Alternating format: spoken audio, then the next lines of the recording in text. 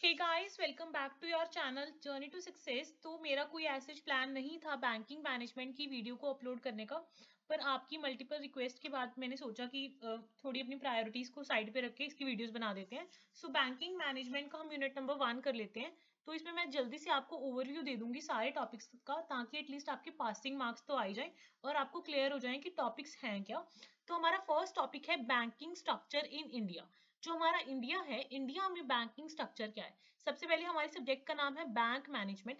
मतलब हम banking management कैसे करते हैं ये सब चीजें पढ़ेंगे। मतलब बैंक के थोड़े बहुत क्रिटिकल पॉइंट्स हम पढ़ने वाले हैं इस सब्जेक्ट में। इतना कुछ मुश्किल सब्जेक्ट नहीं है, नॉर्मल है, इजी है, हो जाएगा। ठीक है। सो सबसे पहले हम स्टार्ट करते हैं यूनिट नंबर 1, जिसमें हमारा टॉपिक है बैंकिंग स्ट्रक्चर इन इंडिया।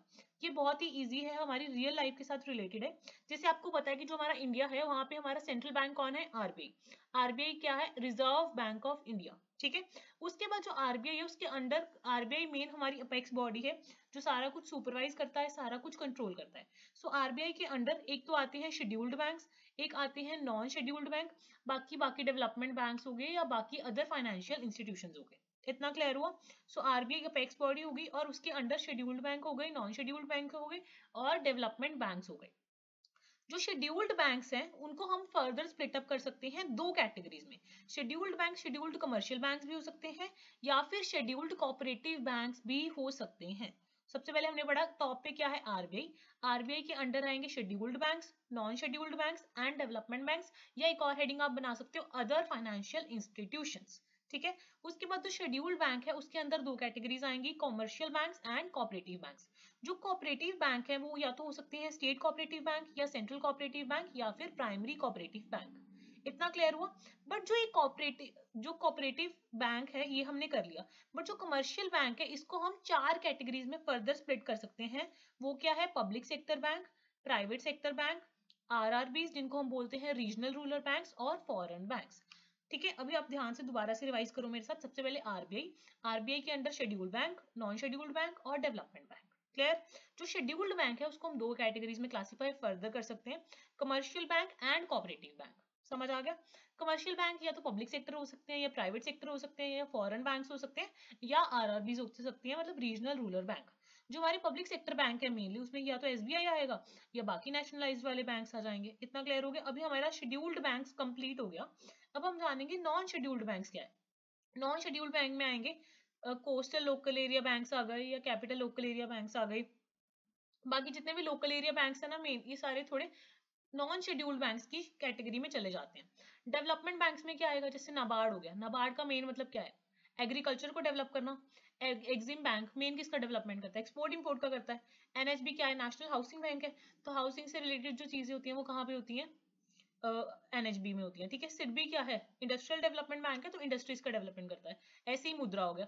सो ये सारे डेवलपमेंट बैंक्स की कैटेगरी में चले जाएंगे। So this is about the banking structure in India कि आरबीआई अपेक्स बॉडी है, उसके अंदर आएंगे scheduled bank, non scheduled bank and development banks, और उसके बारे में हमने थोड़ा सा ओवरव्यू जान लिया। ठीक है। नेक्स्ट है अभी बैंक के फंक्शंस क्या हैं जी, सर्विसेज क्या है। सबको पता है, सारे डेली बेसिस पे बैंक्स जाते हैं, उनको पता है कि बैंक्स क्या काम करते हैं। तो बेसिकली बैंक्स के दो तरह के फंक्शंस हो सकते हैं, या तो प्राइमरी फंक्शंस या सेकेंडरी फंक्शंस। जो प्राइमरी फंक्शन है, सबसे बेसिक फंक्शन क्या है बैंक का? डिपॉजिट को एक्सेप्ट करना और लोन्स को ग्रांट करना। सो प्राइमरी फंक्शन में मेनली दो ही चीजें आती हैं, accepting the deposits and granting the advances.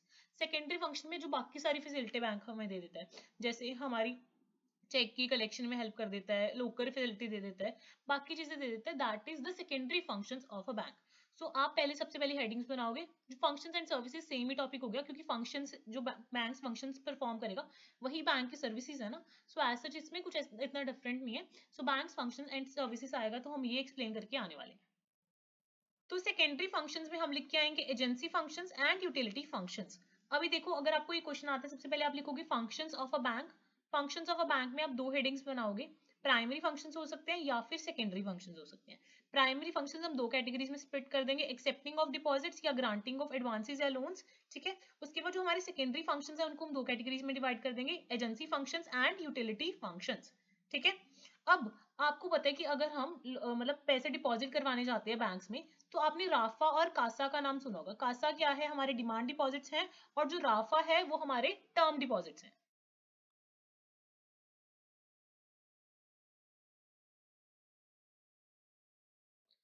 So CASA मतलब current account and savings account, RAFA मतलब recurring account and fixed account. So bank क्या करता है, आपके जितने भी डिपॉजिट्स हैं वो किसी भी वे में हो सकता है, उनको एक्सेप्ट करने का काम करता है।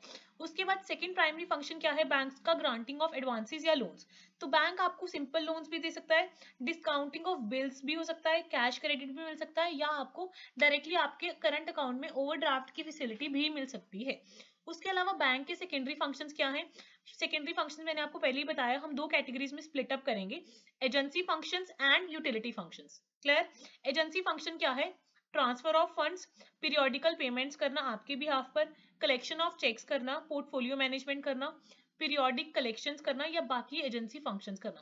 यूटिलिटी मतलब जो बैंक से आपको फैसिलिटीज प्रोवाइड करता है वो सारी यूटिलिटी फंक्शंस में चली जाएंगी, जैसे कि ड्राफ्ट की फैसिलिटी, लॉकर्स की फैसिलिटी, अंडर राइटिंग की फैसिलिटी, प्रोजेक्ट रिपोर्ट्स हो गई, सोशल वेलफेयर प्रोग्राम्स हो गए, या बाकी अदर यूटिलिटी फंक्शंस हो गए। सो ये सारी बैंकिंग फंक्शंस हैं जो बैंक्स प्रोवाइड करते हैं।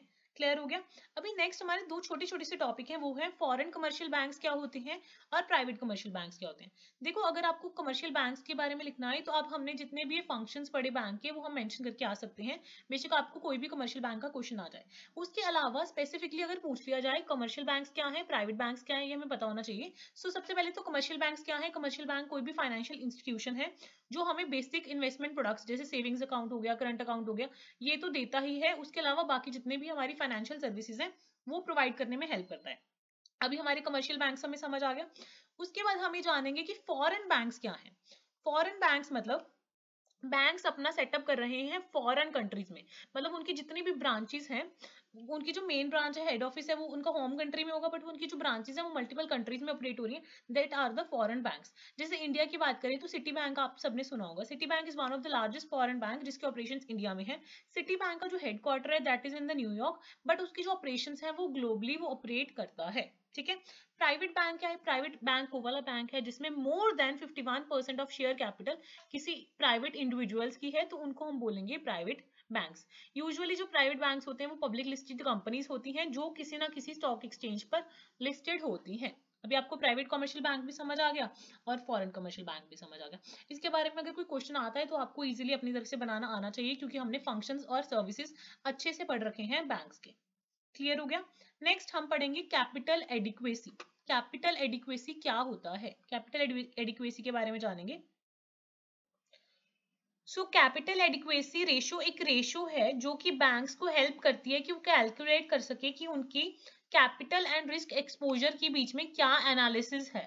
तो CAR that is capital adequacy ratio अगर हमें निकालनी है तो उसका ये फॉर्मूला है, tier 1 capital plus tier 2 capital upon RWA। RWA है क्या है, risk weighted assets. So capital adequacy होता क्या है, capital adequacy ratio is also known as capital to risk weighted assets ratio. तो CRAR और CAR सेम है। CAR का मतलब है कैपिटल एडिक्वेसी रेशियो और CRAR का मतलब है capital to risk weighted assets ratio. So एक रेशियो है बैंक के कैपिटल की टू इट्स रिस्क। तो जितने भी हमारे नेशनल रेगुलेटर्स हैं वो ट्रैक कर सकते हैं बैंक्स की CAR, जिससे उन्हें पता लग जाए कि अगर इन केस बैंक्स को कोई एकदम से झटका लगता है, ये एकदम से कोई बड़ा लॉस हो जाता है, तो बैंक्स उनसे कैसे डील करेंगी, क्या उसके पास वो कैपिटल रिक्वायरमेंट्स हैं। तो ये सब चीजों के लिए बैंक्स की क्या होती है, CAR होती है, that is capital adequacy ratio होती है। ये मेजर करती है बैंक्स की capital in proportion to the risk. ठीक है? और एक प्रॉपर चीज मेंटेन करने में हेल्प करती है। सो अगर हमें CAR that is capital adequacy ratio निकालना है तो टायर 1 कैपिटल क्या होती है, जो एक कोर फाइनेंशियल स्ट्रेंथ होती है किसी भी कंपनी की, मतलब जो उनकी मेनली खुद की कैपिटल होती है, that is tyre 1 capital. Tyre 2 capital कौन सी होती है, जो सप्लीमेंट्री कैपिटल होती है। और रिस्क वेटेड एसेट्स क्या होते हैं, जो भी रिस्क एक्सपोजर होता है बैंक्स का, that is risk weighted assets. ठीक है? इतना ज्यादा डीप मत करना, बस ये फॉर्मूला याद कर लेना, कैपिटल एडिक्वेसी की डेफिनेशन याद कर लेना। और कैपिटल एडिक्वेसी को CRAR भी बोलते हैं, that is capital to risk weighted asset ratio भी बोलते हैं। ठीक है? इतना क्लियर हो गया? नेक्स्ट हमारा टॉपिक है प्रिंसिपल्स ऑफ लेंडिंग। अगर आपको लेंडिंग करनी है, what are the sound principles of lending. So principles क्या है लेंडिंग के, आपको क्या क्या चीजें ध्यान में रखनी है, क्या क्या प्रिंसिपल्स हैं लेंडिंग के, वो है safety, liquidity, profitability, security, purpose ध्यान में रखना है, डाइवर्सिफिकेशन ऑफ रिस्क। आपने हमेशा सुना होगा don't put your all eggs in the same basket, हमेशा ट्राई करो कि आप अपना रिस्क क्या कर रहे हो, डाइवर्सिफाई कर रहे हो। Assured repayment, social objectives fulfil हो रहे हैं, and the law of limitation act. तो मेनली आप ये तो सबको ही पता होता है, क्या क्या इसमें और पॉइंट्स भी बना सकते हो, safety and security, profitability, liquidity, purpose of loan, diversification, assured repayment, social objectives and the law of limitation act। अभी प्रोजेक्ट अप्रेजल क्या होता है? प्रोजेक्ट अप्रेजल मतलब आप प्रॉपरली अपना जो प्रोजेक्ट है उसको हर एक एस्पेक्ट से एग्जामिन कर रहे हो। So critical examination of the project from all the aspects is called appraisal. Appraisal मतलब आप किसी भी प्रोजेक्ट की जितनी भी आपकी पर्सपेक्टिव कॉस्ट है, बेनिफिट्स हैं, वो सारी चीजों को एनालाइज कर रहे हो। बेसिकली दो स्टेजेस हो सकती हैं अप्रेजल की, external appraisal and internal appraisal. अभी जैसे मैंने आपको बोला, आप प्रोजेक्ट के हर एक एस्पेक्ट को चेक करोगे, तो आप ये वर्ड याद कर सकते हो, सी फैक्ट। सी फैक्ट, ठीक है। सी फैक्ट का मतलब है, एस मतलब सोशल एस्पेक्ट्स, ई मतलब इकोनॉमिक एस्पेक्ट्स, ई मतलब एनवायरमेंटल एस्पेक्ट्स, एफ मतलब फाइनेंशियल एस्पेक्ट्स, ए मतलब administrative aspects, C commercial aspects and T technical aspects. तो जब आप प्रोजेक्ट अप्रेजल करोगे, आप social, economic, environmental, financial, administrative, commercial and technical सारे के सारे एस्पेक्ट्स उस प्रोजेक्ट को लेके चेकअप करोगे। अब what are the methods of the project appraisal? आपको कोई भी प्रोजेक्ट को चेक करना है तो उसको उसके बहुत सारे मेथड्स हैं। तो वो मेथड्स क्या हैं? Payback period method, average rate of return, net present value, profitability index, internal rate of return. So ये पांचों मेथड्स के आप नाम याद कर जाना, पे back period, average rate of return, net present value, profitability index and internal rate of returns. ये पांचों प्रोजेक्ट अप्रेजल के मेथड्स हैं। क्लियर हो गया? अभी नेक्स्ट हमारा टॉपिक है स्ट्रक्चरल एंड इंफ्रास्ट्रक्चरल एनालिसिस। जब भी कोई भी हम बिजनेस परफॉर्मेंस में डिसीजन लेते हैं, उसमें हम एनालिसिस करते हैं, स्ट्रक्चरल भी करते हैं और इंफ्रास्ट्रक्चरल एनालिसिस भी करते हैं। तो सबसे पहले हम स्ट्रक्चरल एनालिसिस या स्ट्रक्चरल डिसीजंस लेते हैं। ये कौन से डिसीजंस होते हैं? सो दे आर द वंस जो कि बिल्डिंग ब्लॉक्स होते हैं और शेप देते हैं बिल्डिंग ब्लॉक्स को। जो हमारा पर्टिकुलर हमारा कोई भी ऑपरेशन है, उसके जितने भी डिसीजंस हैं, मेन डिसीजंस हैं, वो हो गए स्ट्रक्चरल डिसीजंस। मतलब स्ट्रक्चरल वाले जो मेन हो गए डिसीजंस, वो एक तरह से जो टेंजिबल एस्पेक्ट्स हैं उनके साथ रिलेटेड होते हैं। जैसे आप कौन सी टेक्नोलॉजी यूज कर रहे हो मैन्युफैक्चरिंग में, क्या आपकी लोकेशन है जहां पे आप काम कर रहे हो, क्या कैपेसिटी है वहां की, कौन कौन सी वैरायटी ऑफ प्रोडक्ट मैन्युफैक्चरिंग कर रहे हो, वर्टिकल इंटीग्रेशन क्या है। तो स्ट्रक्चर मतलब मेन ऑपरेशंस के साथ related decisions, main tangible aspect को कंसीडर करने वाले डिसीजंस, वो तो हो गए हमारे स्ट्रक्चरल डिसीजंस। ठीक है। अब नेक्स्ट हमारी आ गई इंफ्रास्ट्रक्चरल डिसीजन। इंफ्रास्ट्रक्चर वाले क्या है? जो हमारे organisation culture, control system, workforce की क्वालिटी को इफेक्ट करेगा, मैनेजमेंट एंड लीडरशिप को इफेक्ट करेंगे, वो हो गए हमारे इंफ्रास्ट्रक्चरल डिसीजन। सो इनडायरेक्टली जो इंफ्रास्ट्रक्चर वाले डिसीजंस हैं, वो हमारे स्ट्रक्चरल डिसीजन को शेप करने में हेल्प करते हैं, और इनमें बाकी डिसीजंस आ जाते हैं, जैसे हमारे ऑर्गेनाइजेशन का कल्चर कैसा होगा, वहाँ की जो मैनेजमेंट है वहाँ की क्वालिटी कैसी होगी, लीडरशिप स्किल्स कैसी होंगी, सारी चीजें आ जाएंगी इंफ्रास्ट्रक्चर में। सो ये डायग्राम आप बना के आ सकते हो इसमें। स्ट्रक्चरल डिसीजन में हमारी जैसे फैसिलिटीज, टेक्नोलॉजी, इंटीग्रेशंस वगैरह आ गई, और इंफ्रास्ट्रक्चर में हमारी quality management, plannings, human resource, organisational culture वगैरह आ गया। सो ये सारे डायरेक्टली और इनडायरेक्टली हमारी बिजनेस परफॉर्मेंस पर इफेक्ट डालते हैं। और जो हमारी बिजनेस परफॉर्मेंस है उसमें ना कि सिर्फ फाइनेंशियल परफॉर्मेंस आएगी, बट साथ के साथ नॉन फाइनेंशियल परफॉर्मेंस आएगी, मतलब ओवरऑल बिजनेस परफॉर्मेंस पर इफेक्ट पड़ेगा स्ट्रक्चरल एंड इंफ्रास्ट्रक्चरल एनालिसिस का। ये वाला क्वेश्चन अगर पेपर में आ जाता है तो this question can give you very good marks. वो क्या है? Asset management companies. Asset management companies क्या होती हैं?